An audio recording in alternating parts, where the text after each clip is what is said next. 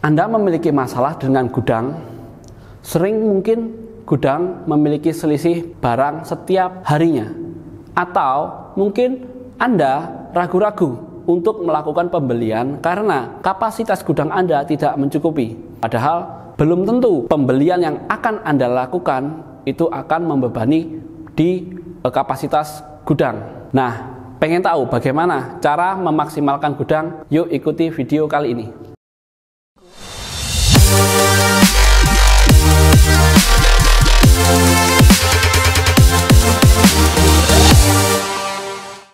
Bersama saya Rio Kristiantoro dalam tema kali ini, yaitu tentang bagaimana cara memaksimalkan kapasitas gudang. Ada 4 hal yang Anda harus perhatikan dalam menentukan kapasitas gudang Anda. Nah, apa saja 4 hal tersebut? Yang pertama adalah 1. Mencatat ukuran ataupun volume barang yang Anda miliki. Nah, jadi Anda ketika memiliki persediaan, usahakan selalu mencatat dimensinya. Jadi ketika melakukan order barang pun Anda sudah tahu berapa kapasitas yang akan diperlukan di gudang. Nah, tidak berhenti di situ saja. Ketika Anda memiliki ukuran dari barang tersebut, nah memiliki barang ukuran tersebut itu sebagai data tambahan ketika Anda akan melakukan penjualan ke customer dengan cara pengiriman barang. Nah, dari data tersebut Anda seharusnya tahu juga bahwa kubikasinya itu memerlukan berapa, sehingga untuk penentuan tarif ongkir kepada customer itu bisa lebih akurat dan lebih tepat, sehingga barang yang Anda kirimkan itu tidak oversize seperti itu. Nah, kemudian poin yang kedua yaitu Anda harus bisa menghitung minimum stok dari usaha Anda. Apa sih kegunaannya untuk minimum stok? Yang pertama adalah mencegah kurangnya barang. Ketika Anda memiliki perhitungan minimum stok, otomatis kekurangan barang bisa dihindari. Nah, sehingga ketika melakukan penjualan itu tidak akan terdapat barang-barang yang kosong. Karena apa? Karena minimum stok itu sudah terpenuhi di gudang, sehingga mendukung untuk penjualan Anda semakin lancar. Kemudian yang kedua adalah keuntungan dari menghitung minimum stok itu adalah tentang kekosongan barang. Jadi dengan harapannya dengan memiliki standar atau minimum stok, barang itu dijamin tidak ada yang kosong. Nah, kecuali memang dari suppliernya itu memang tidak ada barang. Nah, untuk mengetahui perhitungan minimum stok, tentunya kita ada rumus. Nah, rumus ini bisa menjadi alat bantu bagi Anda yang ingin menghitung minimum stok pada usaha Anda. Rumusnya adalah rata-rata pemakaian persediaan dikalikan dengan lama pesanan barang dari supplier. Nah, ini dalam satuan hari ya, kemudian dibagi 30. Kenapa kok 30? Nah, karena kita hitung dalam 1 bulan itu adalah 30 hari. Jadi, dari rumus tersebut kita sudah tahu bahwa pemakaian rata-rata persediaan atau penjualannya rata-rata dikalikan lama dengan pemesanannya itu berapa hari, kemudian kita bagi 30, maka minimum stok yang harus kita penuhi sampai dengan lamanya pemesanan itu barang datang itu berapa unit, seperti itu. Nah, jadi rumus ini mungkin bisa sebagai alat bantu Anda untuk menentukan minimum stok yang harus Anda miliki. Nah, kemudian poin yang ketiga adalah memisahkan barang fast moving dan slow moving. Nah, ini sangat penting karena apa?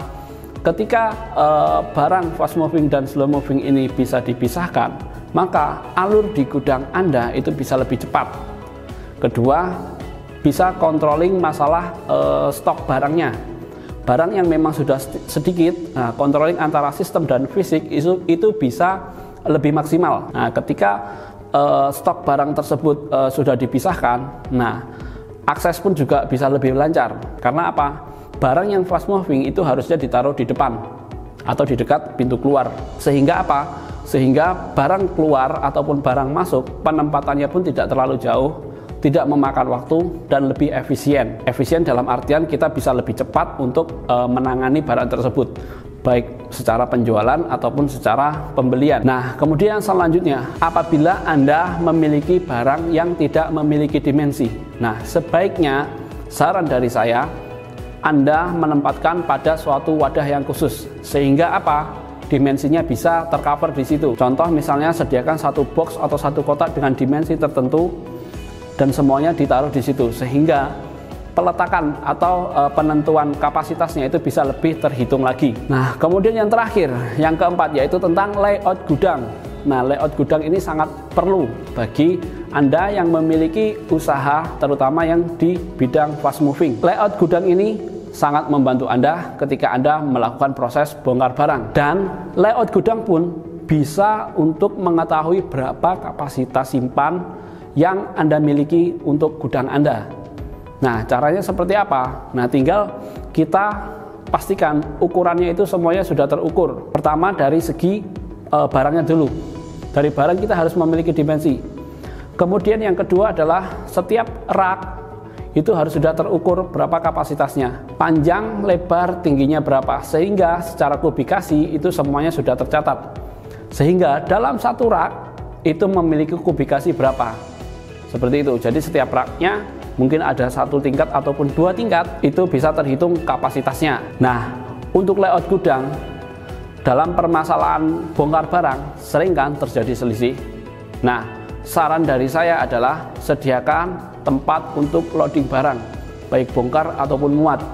Sehingga apa? Sehingga checker pada usaha Anda bisa lebih mudah untuk menghitung ulang barang yang sudah disiapkan ataupun barang yang datang. Jadi sebelum masuk ke rak dari masing-masing persediaan atau masing-masing barang, itu sebaiknya ditaruh di loading supaya checker lebih mudah memastikan bahwa barang yang datang ataupun barang yang akan dikirim itu sudah sesuai. Nah, untuk layout gudang juga, di dalam gudang saya sarankan Anda memakai sistem racking.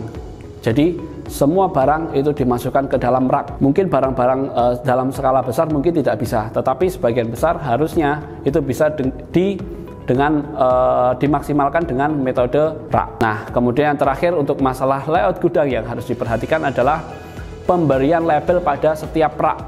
Nah, fungsinya apa? Fungsinya adalah untuk memudahkan staf dalam mencari barang, sehingga ketika Anda memiliki karyawan baru, itu sudah tidak perlu lagi menjelaskan satu-satu raknya. Cukup staf baru itu lihat dari raknya tersebut. Nah, kemudian selanjutnya adalah yang terakhir, pemberian label kartu stok. Nah, kartu stok itu bisa ditaruh di masing-masing rak, sehingga dalam rak tersebut terkontrol barang apa saja yang terdapat di dalam rak tersebut. Nah, sekian video kali ini. Jangan lupa like, comment, share, dan subscribe. Nyalakan juga notifikasinya agar Anda tidak kelewatan video-video terupdate dari kami. Sampai jumpa di video selanjutnya.